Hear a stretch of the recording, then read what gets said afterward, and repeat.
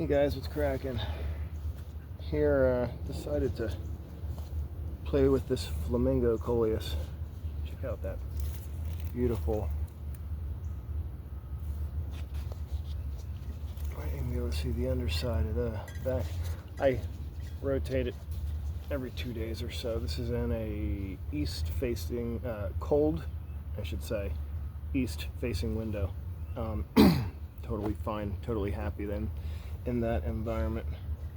Ironically, I had in a video previously taking this cutting and putting it into some soil, but what I didn't mention is both of these cuttings were actually taken at the same time. I took this off of a plant. Actually, the plant was right behind me when I took the cutting from it, and I took this one as well.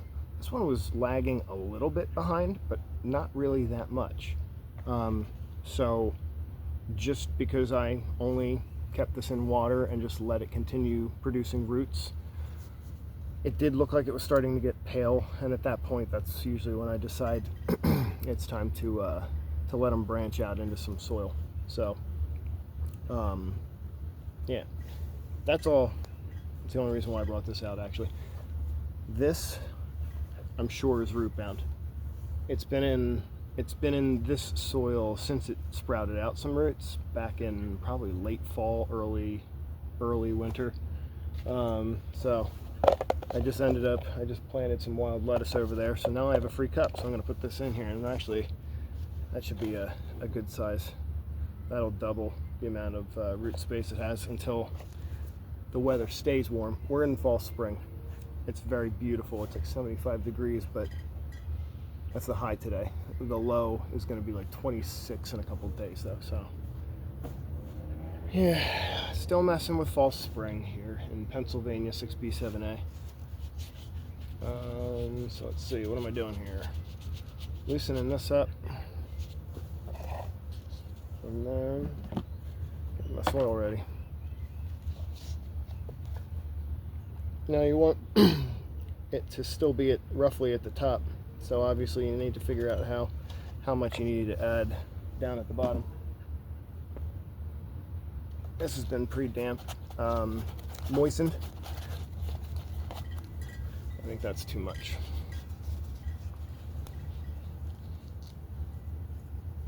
It's not too bad, but looks like it's been consuming some of its. Some plants will literally just like digest the soil. You'll find that like you'll pull them up and like they've just turned into a root mass and there's like no soil left. It's like, where'd the soil go? Like spider plants are infamous for that. You'll pull a spider plant that you had in a planter for, I don't know, like a year. You pull it out of like a small cup or whatever, no soil left. It just digested it. Alright. Okay, that is actually good. I thought I was going to have to take some of that out. So, while I have you here, something that's been on my mind for beginner gardeners. I've been gardening forever, since I was like 5, but been super serious about it for the last, I'd say 10 years, maybe really serious about organic for 5 years, but I've been serious about it for maybe 10 to 15. Let's go with that. But now I'm in a new region. I'm in a new part of Pennsylvania. I moved from my parents' place to a townhome, and then the townhome to finally having my own land and got animals and all sorts of stuff. So the learning curve has been oh so patient with me. It hasn't been fun. This region it's actually raining on me right now. This region is just so wet, so damp. Usually, like, I can get through a season once my plants are established. I can get through an entire season without having to re-water. I'll throw nutrients and some duck pond water and stuff out to my gardens.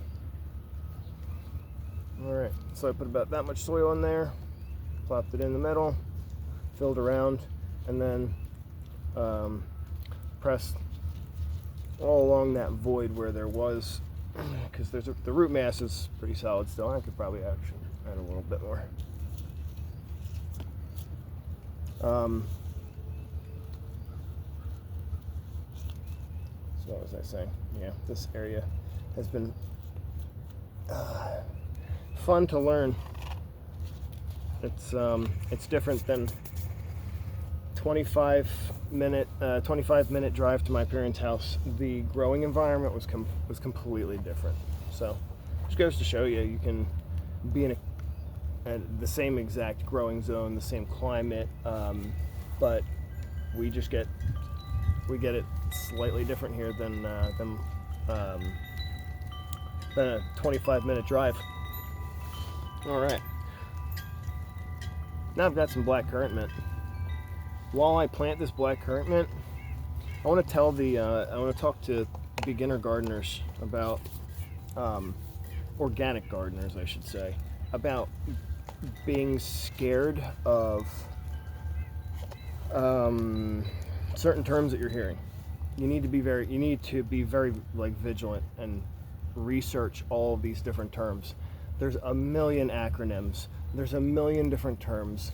There's all these different scientific terms for things that, you might be really, really well versed with a solution, but you've never heard it called something. And that new term that it's called, it might sound, could you imagine, submerging your plants in like dihydrogen monoxide, or like hydrogen hydroxide, or oxidane? Of course you could, because those are 3 different scientific terms for water. It's frustrating, isn't it? Can't they just decide on one? So, there's my little, this is a black currant mint. One of my favorites. Black peppermint, ironically, and black currant mint are 2 of my favorite. This just has such an earthy berry flavor to it. And this has just been kind of like an experiment, just to see if, I've had this in water since fall, and I kind of figured it would eventually fizzle, but it appears to have enough life force in it that, it wants to be a new plant. I don't like usually having them in soil indoors, because I think with the humidity that we have here, I think it's or maybe it's just the environment. We have a lot of spider mites that just end up attacking my stuff. As soon as it is in soil, they're usually fine with water propagation, with water, with being soaked, all that stuff. But as soon as I add soil to my plants, the mites come in. I'm not bringing in my garden soil. We know not to do that. I hope we all know not to do that. I heard a good tip from another gardener. I wish I knew who it was. It seemed like a very novice like me, may have only had like a handful of videos on YouTube, but he's like, the best way I can explain how to put soil, how hard you want to pack your soil in, because it's hard to say press this hard. Even if you say, all right, this many pounds per square, how are you gonna know? They said their way of gauging it, I should say, how much to press down, is what you would be comfortable with someone pressing it in your eye. I thought that was really funny, and then I thought about it. I'm like, that's about the pressure that you want your soil. You don't want it loose. You want to force that plant to have to kind of, you don't want to make everything easy on your kids. You don't want to make everything easy on your young plants. You want to give them everything that they need, but you go and just lightly put a plant into some fluffy stuff, and then you go and put it into your hard clay. It's not gonna be prepared for life. I'm not gonna know what the heck to do. All right, so I talked about spider mites. what I do is I make my own JDOM wetting agent. I might end up doing a video on JDOM wetting agent soon. I don't really need it, but I might do it for the channel. This stuff is amazing. I've made 5 gallons of it 4 years ago. I think I still have like 2 gallons left. It's amazing. You just put a couple drops. It's a Castile soap made from canola and potassium sulfate. It's not sodium. Yeah, it's potassium. It's potassium sulfate. It's organic. And that's why I was also bringing up these scary terms. You know, there's things that break down and become organic, like a lot of the soaps. You can use soaps in organic gardening, and the potassium eventually and potassium sulfate eventually becomes available to the plant.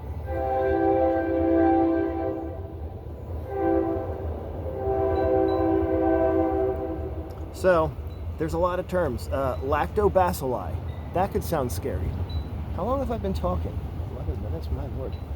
Lactobacilli might be a scary term for you. That's just the natural bacteria that's in milks that you want in your gut for healthy gut biome. Calcium acetate. That's a solution I use. You take eggshells, you take vinegar, you mix the two of them together. Now you've got calcium acetate after about a week and a half. That will be perfect for blossom end rot immediately. Foliar spray. And then quit the friggin' eggshells, okay? Quit the eggshells. I don't care what your grandmother said. Yes, if you have a eggshell deficiency in your soil, throw eggshells in there. It will immediately fix the lack of eggshells. And I guess lastly, another common one that we all probably need to know about is BT, which is another one of the bacilli bacteria family. It's Bacillus thuringiensis. The words, they look scary, but they're just, this Bacillus thuringiensis, that's what you want to be applying to your plants for the cabbage moth, cabbage worm. Same thing. The worm is what devastates your cabbage and your brassicas. And then the BT, the Bacillus thuringiensis, is also going to be what combats the squash vine borer and other vine borers. And the borers in general, I believe it can help. As long as there's a way to apply it. It's got to be, you got to get it to where the vine borer is. So if it's like a raspberry cane borer, I'm not sure if the BT will work on something like that. I speak from my own experience. I haven't had to deal with that. So, all right. This rain's starting to pick up. But I got to go pick up my son at the bus stop. So thanks for listening to me blather on about this and crazy, scary scientific words and all that. Take care, guys.